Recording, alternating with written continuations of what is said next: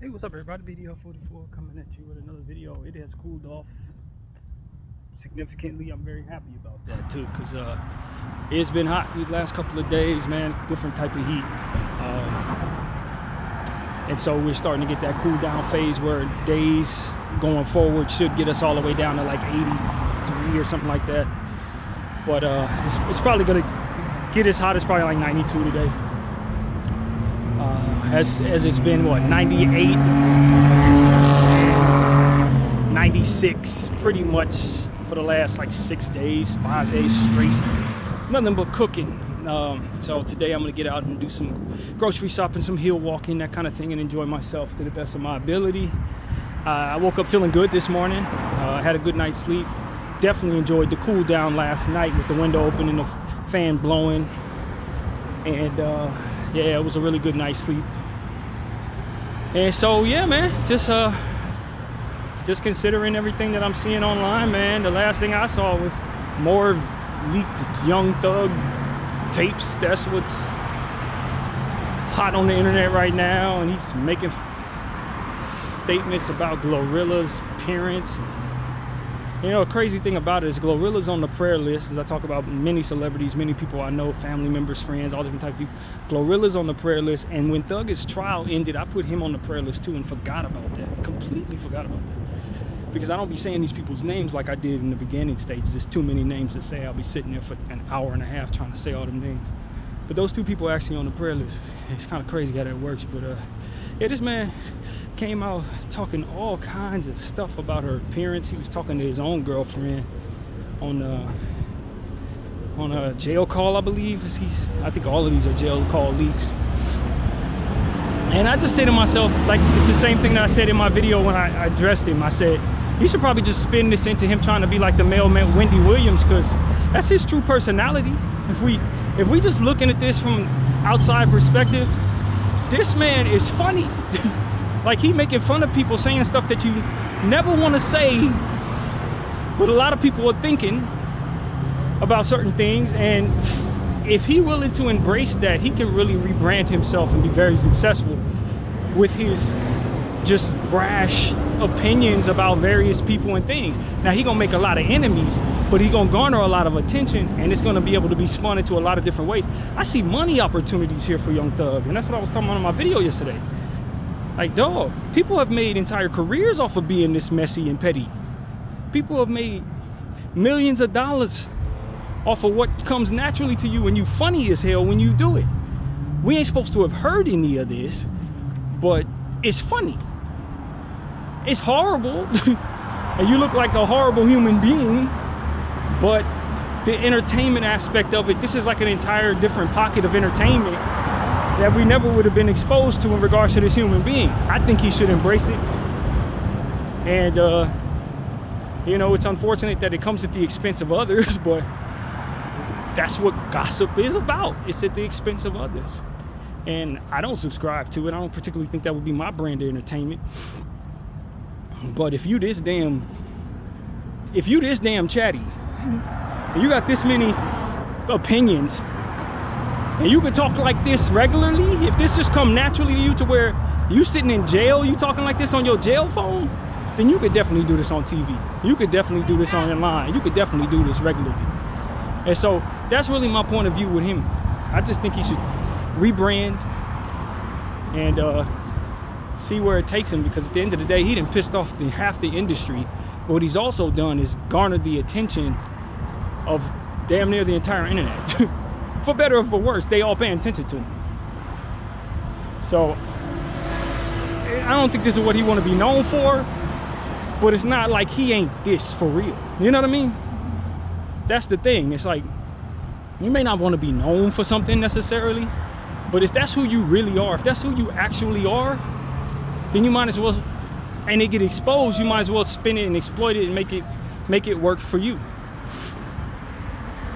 Because at this point, you can't tell me this dude can't do this all day, every day. You can't tell me he don't do this all day, every day. Every conversation he have, he talk about somebody else. Like, damn, you really this much of a gossip person, dog? Seriously? Like, that's your personality? I don't get it, man. I don't get it. Like, for me, self-awareness is so very important.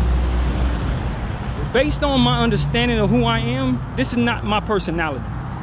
I'm not the guy that's gonna get on the phone and talk about everybody's business. Now, there are times when I get on the phone and talk about business as it pertains to myself, some of my close friends. I have a good friend where I speak to, and she'll tell me what's going on around her. So from there, we'll get into conversations. But like, as far as me just sitting silent and then the first thought come to my mind is something petty about somebody else, that's just not how my brain works. It really ain't. I am not that way. I think as I've gotten older, I've respected that even less within myself. I think when I was a younger person, a teenager, I don't know how I was when it came to stuff like that, because I don't remember too much of how I behaved. But my intention is not ever to be chatty. My intention is not to ever gossip. But I do find myself entertained by gossip, and I got to be honest about that. But it's not really my thing to just be like, ooh, look at them, look what they got on, this. Like, that's just not how my head is wired. But you know, everybody want to act like they're not like that, but people talk behind people's backs. A lot of people talk behind a lot of people's back. It just is what it is. A lot of people have horrible opinions about others, and then will act phony in front of them. This is something that you're gonna see a lot in life, especially in these big cities like Los Angeles. But it's a different story when you get to see how somebody thinks behind the scenes, how somebody talks to their loved one and stuff like that. It shows us how ugly it can get, how funny it can get. You start finding out that other people share your opinions, no matter how harsh they are, and it could be ugly. It could be an ugly community that comes from that. But you know, I think that's what it really comes down to. This man is talking about others on a jail phone, which is really kind of, I don't know. I think that in some world he probably knew these calls could potentially be released. They are being recorded. Everybody should know they're being recorded on a jail phone. And so some of these conversations, I wonder if he knew they would be released, or if this is like a rollout for some type of music or something. If he is indeed trying to utilize this himself, if he's not the one releasing these calls. I thought it was a chance, it was, until this morning when I heard the call from Glorilla. I don't think good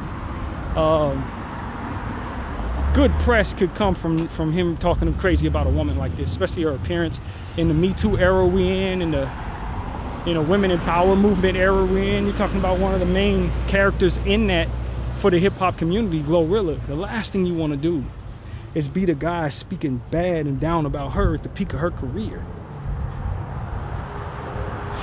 That's just what it comes down to. You don't want to be the guy that has something terrible to say about somebody who's empowering women.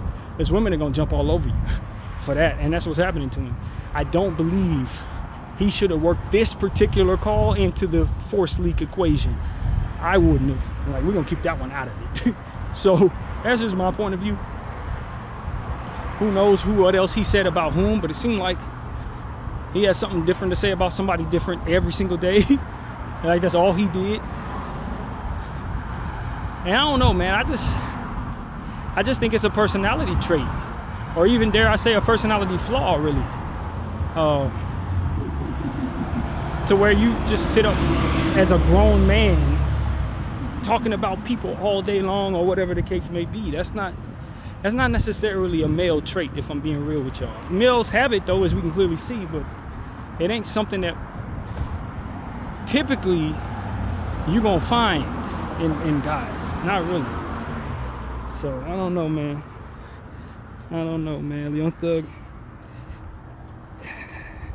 I have all different types of thoughts about this. I don't know if this isn't forced, a humiliation ritual of some sort. I mean, I haven't heard anybody say that, but this seems like it could be something like that.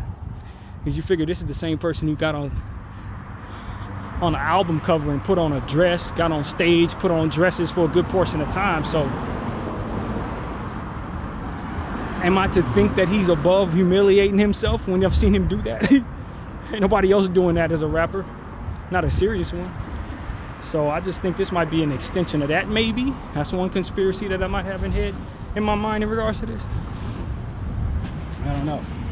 But I would be lying if I said I wasn't entertained. And what's really entertaining from a personal standpoint is how he laughs. My grandfather on my dad's side had that exact same laugh. Tee-hee-hee, tee-hee. That's the same laugh my granddad had on my dad's side. My father's father, who was also a mess, even though I didn't know him to be a gossiper, he was a mess. He was not overly serious a good portion of the time with the stories I was told and what I remember from his personality. He was not. This was somebody who was playing all the dang time. This was somebody who was getting in trouble all the dang time when he was a young man, doing something he had no business doing, cracking up, laughing, and pulling pranks and jokes. And he was one of those. That was my father's father, to my best knowledge. And so when I hear Young Thug's laugh in these videos, I hear my granddaddy's voice and hear spirit in these videos. So that's a trip down memory lane for me, because my grandfather passed away when I was like probably like 11 or something like that, 12 years old, something like that. So yeah, that's what comes to mind. Because my grandfather Ted had that literal exact same laugh, man, the same exact laugh. And as I look back on him, I just say, man, I didn't know my grandfather to be chatty like that, though. I didn't know him to be talking about people, but who knows, right? I don't know. I honestly don't know. But whatever the case may be, that's what it is I see there. It's just a dude that just has been exposed for all that dirt he talking behind people's back. And you know, in this era of internet, you would expect somebody to be exposed like this. But I don't think the first person that came to mind would be a rapper like Thugger. I don't, like, when you think about people who chatty patty in this world, I can't say I saw him being there, because his persona has been somewhat mysterious. He don't do a lot of interviews. You don't see him a lot, so you don't get the real personality from this person. Throughout the course of the years, he give you music, he get in trouble, and as he get in trouble, those things will be high profile. But you didn't really see his personality like that. You didn't really, you know what I mean? You didn't see this side of him or any side of him that you could really put a finger on, other than this a dude who wore dresses, other than a dude who got in real trouble. You know what I mean? We don't know this. Nobody knew this until now. They're like, wait a minute, this is who you are? This is who you are? My God, bro. Nobody thought you was the chattiest dude. If anything, people thought you were the serious G, the leader of the gang. Like, that's who this is. So my question is, do his friends know this side of him? Do the people that ride with him and for him know this is how he is? Or did he only show this to his girlfriend? You know what I mean? But then when you look at how he was talking on the phone with 21, you look at how he was talking on the phone to whoever else that other person was, it's like, yeah, he kind of did this consistently too. He was kind of just chatty like that, constantly talking about people. So I don't know, man, that's what's been on my mind. I know this isn't the most serious of conversations, but it is one I've been paying close attention to, because it's just, if anything, it's just shocking. You have a certain persona about a person, and then they get exposed for something completely different, but it's equally as entertaining, or even more so. I think that's what it is. And you could consider it a distraction, but it ain't distracting me from anything, I don't believe, because I'm still seeing all of the different serious conversational stuff out there and talking about it on my channel, for which I will segue this into. Yeah, change of pace, change of tune, much more serious topic, not funny, not anything to play with. What's going on in Gaza, man? What's going on in Gaza? You know, well, I listen to a lot of podcasts, and they don't want to touch on this. They'll talk about Thugger, they'll talk about this, they'll talk about that. But when it comes to this Gaza thing, it's like they just don't feel people want to listen to this conversation, or they feel like it's too touchy of a subject. I'm like, man, I work this into my everyday thing. We talk about Thugger, we talk about Gaza, we talk about Lakers, talk about Gaza. Like, I don't understand why we need to live in a world where this is so far apart from one another. No, it's just the stuff we're paying attention to on our phones. Looking at the same device to get all this crap. Why would I need to separate it in regards to my conversation? So, This is a really bad week for the people of Gaza, man. Every week in this genocide has been a terrible week, but this one has been really bad, man, in a different kind of way.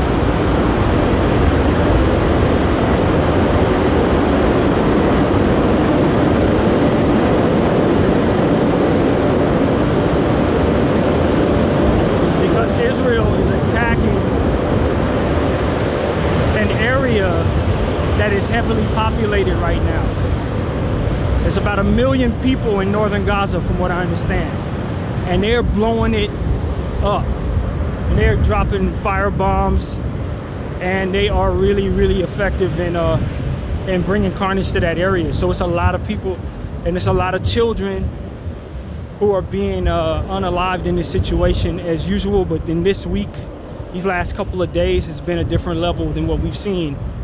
This is one of the worst weeks we've seen all year, and the images that are coming out, that last night, the day before that, have been you know, equally as horrific as any of the worst stuff that we've seen thus far from the situation.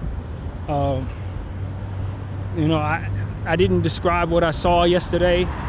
I feel more comfortable walking down the street talking about it than in the confines of the room with my window open, but just been seeing, like, just the bodies, man, the bodies, and it's 99% children, y'all. This is what I want everybody to remember. Like, this is not grown people we're seeing too much of. A grown person will be, you know, we'll see grown people pass away. Usually elderly men, ironically enough, is what you see the most of, elderly men and children. But this is what's happening out there. They're really doing horrific energy to these people. Horrific stuff to these people, man. And one of the things that I saw was a little baby who had been unalived in the in a strike, and essentially what you saw was the body had flown across several feet, like from the house. It had blown up and fell like 2 blocks away or something like that from where it was actually initially killed. And what they had left of the body was like impaled in like rubble, like metal rubble, you know, the ruins of another blown up building. And what was there left of the child was like half of the body, half of the top half, like parts of the arm and shoulder, half of the face. It did not look real, man. I'm telling you, it did not look real. Not to be confused with me saying I think this is AI or I think this was fake. No, it's just, these are images you'd only see in horror movies when a doll is destroyed. Do you see what I'm saying? Like if a doll was in a rubble of something, so one of these little kids' dolls happened to be in a fire or something. This is what the baby looked like, filled with soot on its face, most of it elsewhere, impaled in metal. Like, you got to understand what I'm trying to describe to you. And it gets to a point where it's like, yo, this is unnatural. To see these images, obviously for it to have happened is significantly more unnatural, obviously, but to even witness this from my perspective in my phone, there's nothing natural about this. I can assure you, and I say this with a whole lot of confidence, my mother lived her entire life, 69 years she was able to live. She never seen images like this in her life. She never seen this much carnage in her life, bro. My grandparents, I can't speak for the ones who were in war. Obviously, I wouldn't know, because my grandfather, the one who did the tee-hee laugh, he was a warrior. He was a fighter pilot in the 20s when fighter fights were prolific in war. And so he was a decorated fighter pilot, and you know, he had to put in work, you know what I mean, for this country. For better or for worse, he did what he did. And so I can't speak for him, based on what it is that he lived through and what it is he had to ultimately do for this country. But like good portion of my ancestors, I don't think they saw this type of stuff. Now granted, whatever they did see, they saw in person, which is significantly different, right? Because there wasn't no devices. But just in general, from within my device, seeing what I'm seeing, this is stuff that a good portion of our ancestors didn't even see. Some of this stuff. This is unnatural stuff that we're seeing, y'all. And so what I'm telling you is, I don't know that there are too many generations that can effectively relate to first what those people are going through. They're seeing it and living through it, trying to survive it. And then furthermore, any of us who are watching it, the type of carnage that we're getting used to seeing, it is completely and utterly different than what most people are used to, man. And I just think that our generation is scarred for life for what we've seen in this genocide. And like I said before, there's a different level of trauma that comes with it, because what you got is a lot of people who are refusing to acknowledge that what you've seen, you've seen. You know what I mean? When it comes to other circumstances, at least when you see stuff like this, there'd be an environment for which to acknowledge, yo, this is happening and it's terrible, this is unnatural, this should not, you know, horror to share with others. In this society where we're at right now, people will call you a bad guy for having a problem with it. And that's an entirely different experience to go along with the trauma. You see what I'm saying? That people are fine with it because of who's doing it. That people are not talking about it because they fear what comes of their reputation or what comes of their businesses if they do. Totally different layer rather of trauma. And so I don't think there's been anything like it. Not since the gladiator days or since the warrior days of old, man, have we seen this much. Has humanity seen as much as we're seeing with this situation? Granted, I can't speak for people who are living through situations like in Congo that are not getting as much attention. You know what I mean? You hear about 3 million people wiped out, 4 million people wiped out, different genocides, things like that. I don't think the number has reached 1 million yet with what it is we're watching. And so that's a whole different level of understanding that I just don't have. But the carnage that we're seeing is crazy, I will say that. And it sucks that we're in a world where people don't act like it's happening, or, you know, are fine with it.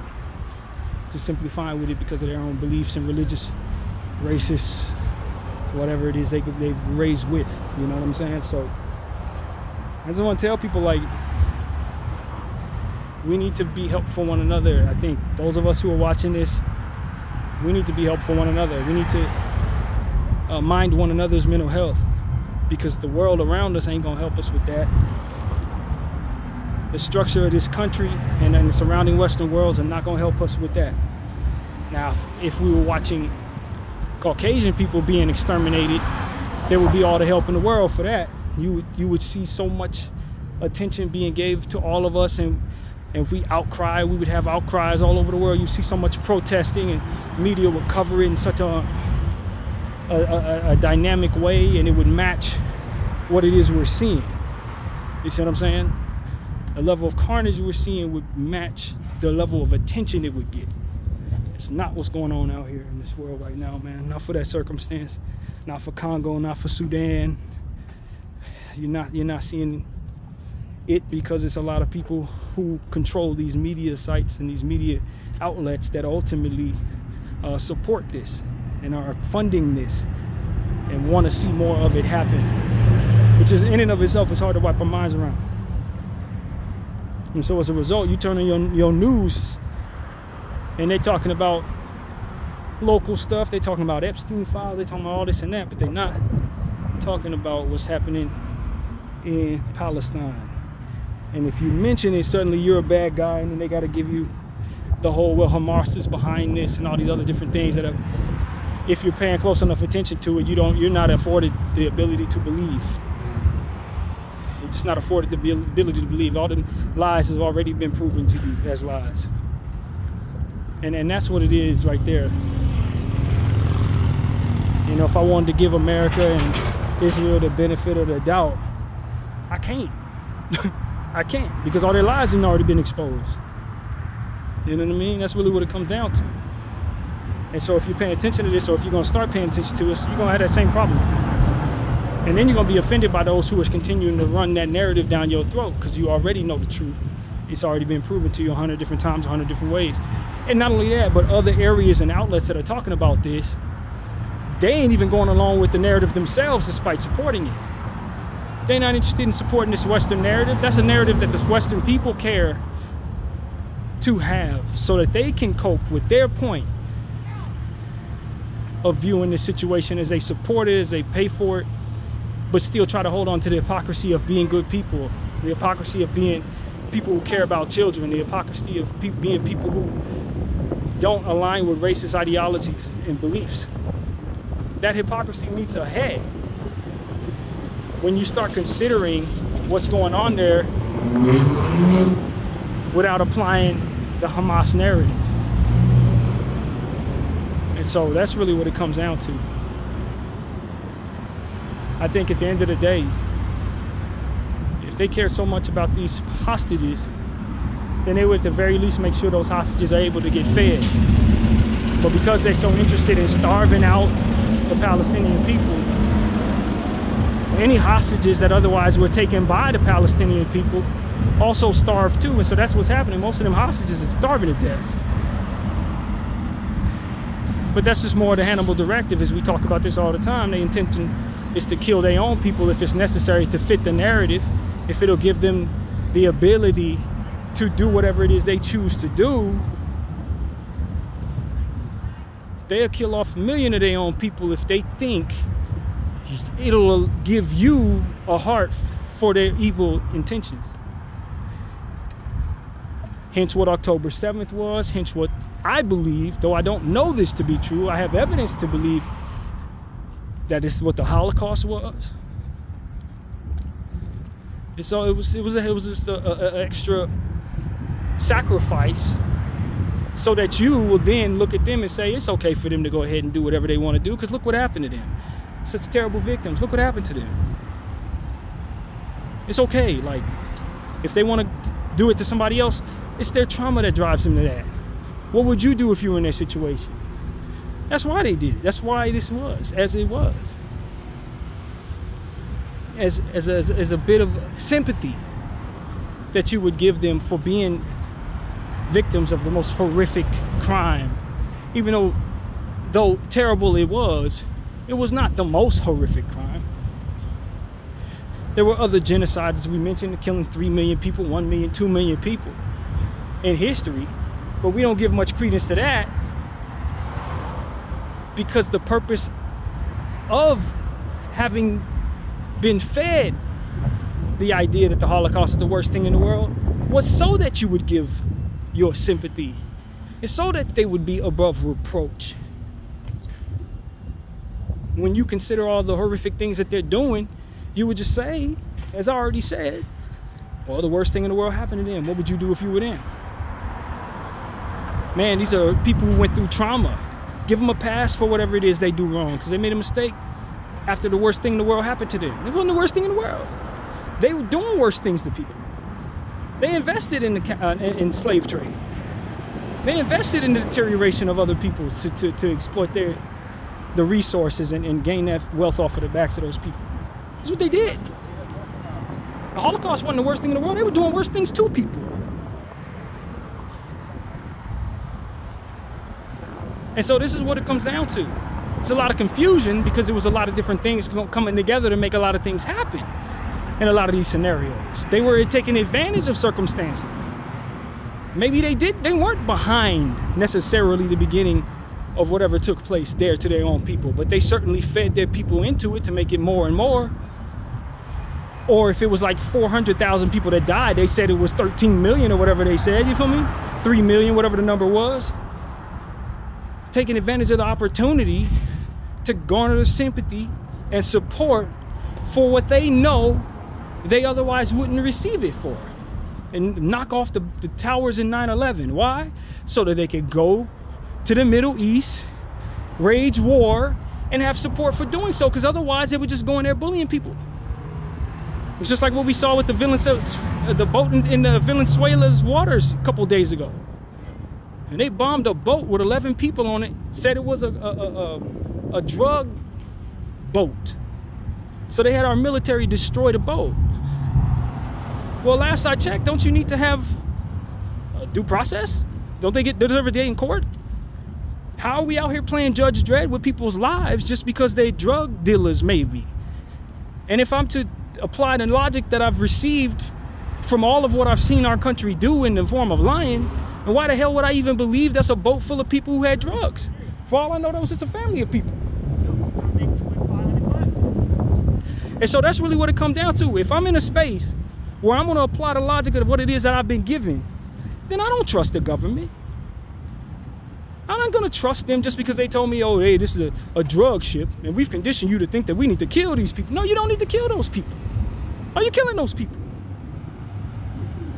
Why aren't you arresting those people?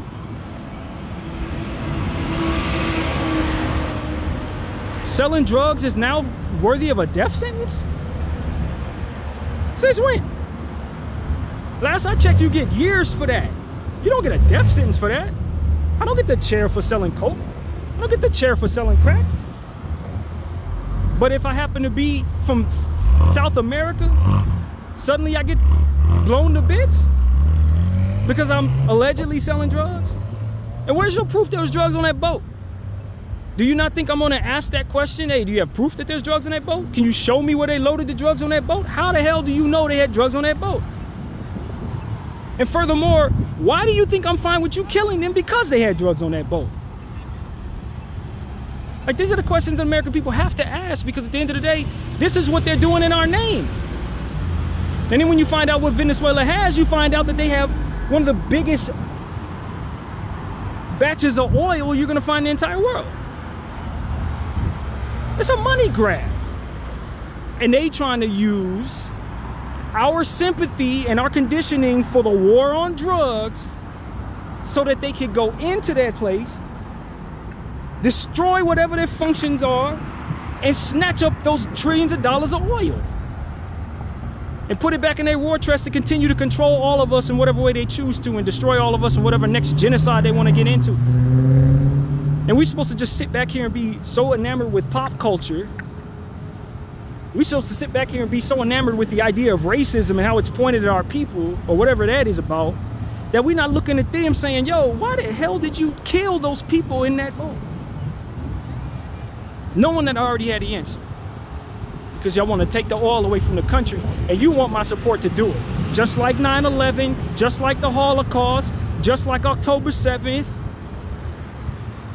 It's always about garnering my sympathy, seeing innocent people pass away that apparently I'm supposed to care more about than the people over there, or my own people, because you know we paint these people of color out to be less than. But if I see Jewish people or Caucasian people killed, then suddenly it's supposed to trigger within me a certain empathy that I would otherwise not point at anyone else, and then furthermore drive that vitriol in my gut for wanting capital punishment toward whoever may have done whatever they did to these white people.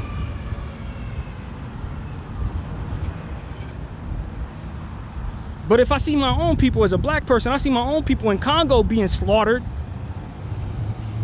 or if I see people like my brothers over there in Palestine being slaughtered, and they children, and they screaming and hollering and going through all that it is to go through in those situations, I'm not supposed to give a shit. They're terrorists anyway, right? I trusted the people who I trusted all my life to give me my news has conditioned my mind to think that these people are terrorists, that they raise their kids to hurt people, that they ultimately are against my religion, and furthermore want to take away my rights and all of that. Meanwhile, the people who are telling me these people are like that are literally trying to take away my rights. Are literally trying to make it difficult for me to get what I need.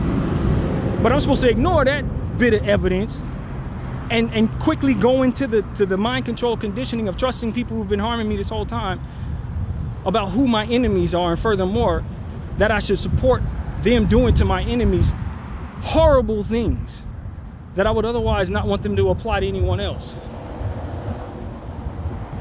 Like that type of mind control, I'm sorry, but in the presence of the internet, in the presence of the information age we're in, that's stupid. They gotta update their playbook if they want people to align with this nonsense. Because at the end of the day, I'm not just getting my information from the news channels that you control. I'm not just getting the images that I watch from the history books that you put in my face in school. You know what I mean? This is not where I'm getting my information from. It's not where I'm getting my truth from. So if you're gonna try to align me with the same stuff you applied to my ancestors as it pertains to mind controlling them and allowing for them to be in the dark about all the evil you do and just somehow just agreeing with it, you got to understand that ain't gonna work on us.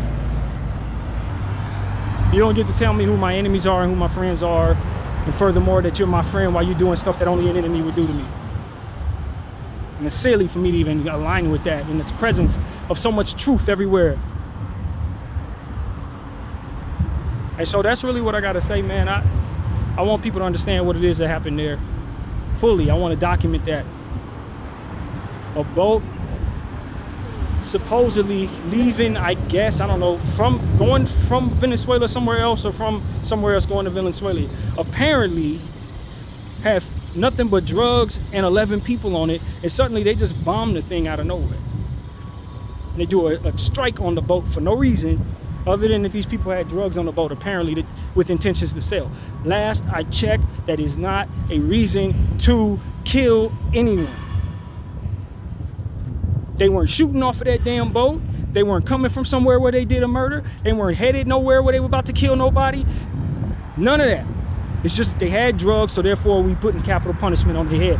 I'm sorry, but I need white supremacy to understand that is seen clearly as a moral, bankrupt thing to do, and furthermore should be considered a war crime if we still approach the world that way. Which, judging by how we are approaching this situation in Gaza, we do not. It's a war crime.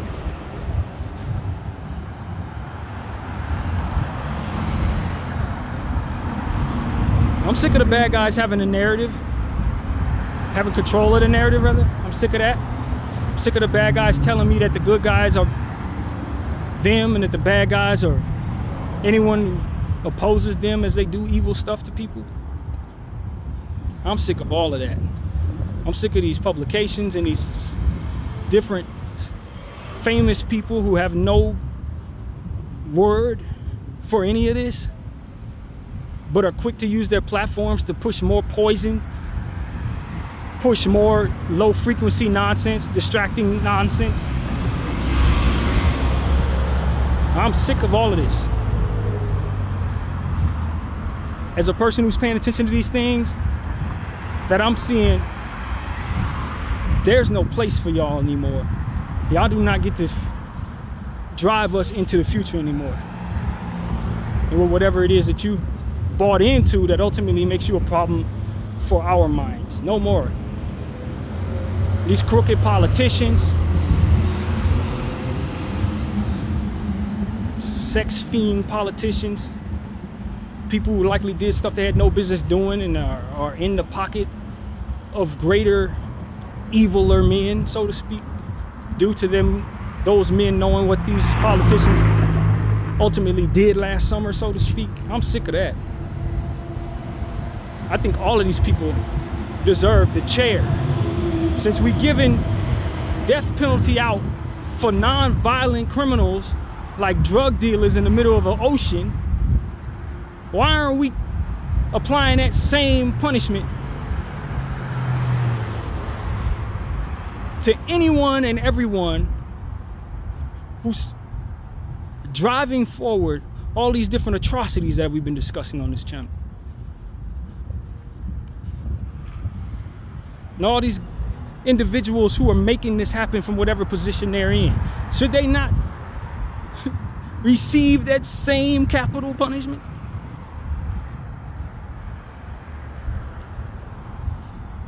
You know, we pick and choose based on the structure of capitalism, who gets what, and how much we're gonna go for whatever they choose. But I'm telling you, as a person, as a individual, I don't feel that makes any sense anymore.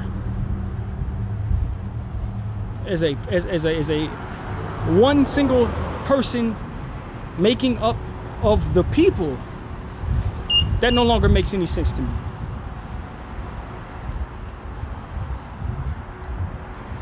I'll tell you right now, you don't get to tell me who my friends are, because I see who my friends are. Just like those two military people that y'all escorted out of that circumstance yesterday. I wish I knew more about what happened there, but it was a lieutenant colonel, Hispanic gentleman, I believe he was, and then it was a lady who was also military in their full military garment, and they were essentially being escorted out by military police of wherever they were, essentially telling all of us we need to wake up because we're funding a genocide. And it's time for us to rise up and oust these corrupt politicians out of office. That's essentially what someone who has served in our military for over 15 years, who's done, from what I understand, about 11 tours, someone who's had boots on the ground many times, is telling us we need to consider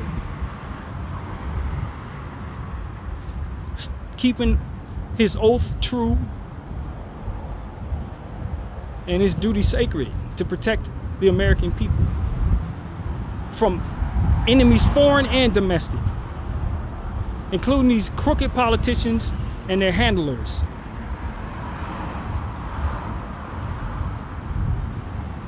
I'm tell you right now, we're all gonna die of something, man. At the end of the day, we're all gonna die of something. A lot of people are trying so hard to stay in line with the structure of corruption so that they can enjoy a quality of life that is gonna be ripped from them very quickly by way of something that probably ain't got nothing to do with those circumstances. And they don't know it, and that's why they're so quick to sell their souls, because they think they're gonna live a full life, and they think this is what's most wise for that quality of life and for the safety of their families. Boy, are they wrong. They're gonna go in their graves disgraced, and their families, the people that they're hoping to protect by being corrupt, are gonna be the ones that take the brunt of what comes of being a corrupt. The very thing they're trying to ward off is the exact thing that they're welcoming into their lives and the lives of the people they love the most. I wish they could get ahead of this. I wish they could see this angle before it all goes to shit, because it's going to. I wish they understood that doing a deal with the devil was facilitating your own failure 100% of the time. And anything you get from him is definitely going to be something that gets taken from you and replaced with a heap of coal. See, that's the thing. You do a deal with the devil, and what you gain from that doesn't just get taken from you. You get a lump of coal in replacement for that. That's the part they don't tell you. You don't just lose your ill-gotten gain. You get to get punished after that. That's the difference between doing a deal with the devil and doing a deal with God. You may very well lose what you have doing a deal with God, but you're not going to get a lump of coal in replace for it.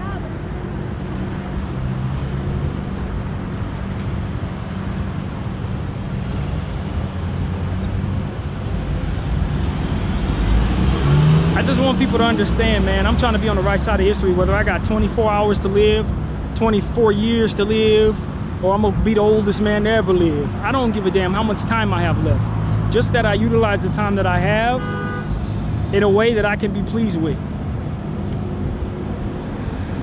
And maybe that sounds selfish, but my intention is to be pleased by speaking up and speaking out against things that may not necessarily affect me directly, but ultimately cause suffering to others. That's why I'm trying to make normal these type of conversations. That's why I try to approach both Gaza and Young Thug with in the same video. Because we're going to normalize all interests, not just the ones that are most convenient for the powers that be.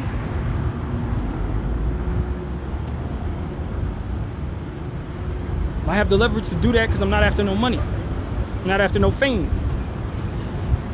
People who are after fame and money got to not do that, because in order to get that, go through those doors to get that money, you got to first pledge allegiance to these devils. And to me, that costs more than any amount of money that I could earn from doing so. That costs too damn much to give away my freedom, to be a good human being, to be a free thinker, to be someone who speaks against the propaganda that's in the minds of a bunch of lost people. And nah, I'd give $1 trillion for that. You can't pay me enough to give that up. This is more valuable to me than what it is you can give me. And that's what I want people to understand about me. I heed the value in a free voice.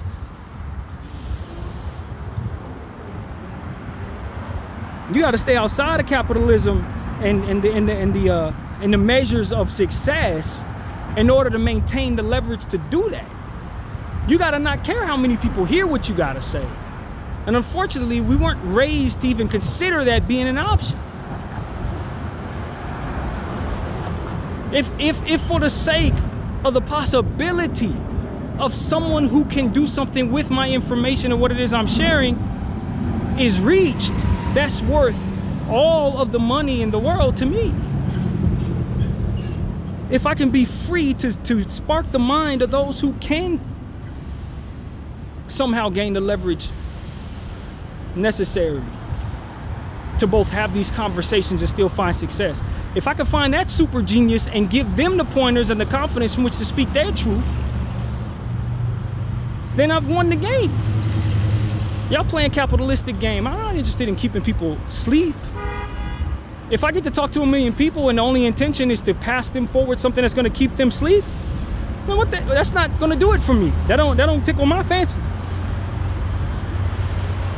I'd rather change one mind that could continue to facilitate the shackles of 1 million minds.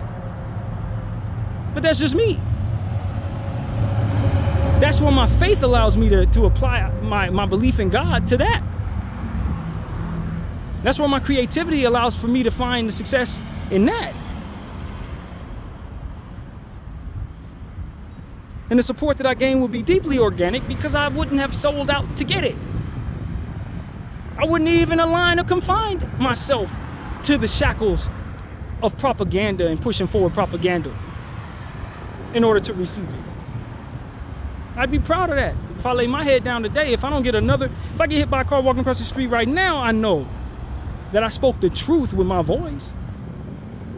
That's worth more to me than any opportunity to buy whatever property or eat whatever, awesome foods or whatever the hell y'all doing, going to different islands, taking fake people to real places so that they can feel good about being pretty. All that stuff is weak to me, man. I'm not interested in that. That just doesn't move me. Not as much as being able to move others with the truth. If even for just a few.